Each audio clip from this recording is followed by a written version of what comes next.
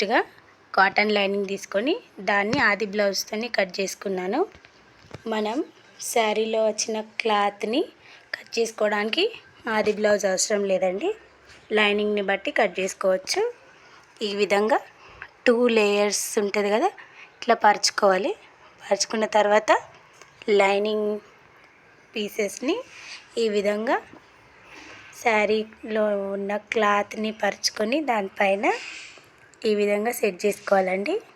ఇది బ్లౌజ్ యొక్క back part, ఇది ఫ్రంట్ పార్ట్. క్రాస్ బ్లౌజ్ కాబట్టి ఇలా క్రాస్గా సెట్ చేసుకోవాలి.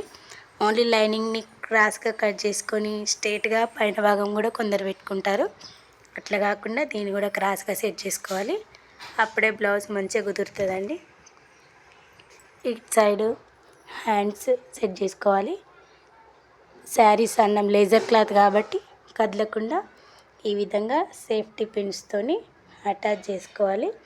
తర్వాత కట్ చేసుకోవాలి. బ్లౌజ్ యొక్క కొలతలని నేను మరొక వీడియోలో తెలియజేస్తానండి. Thank you.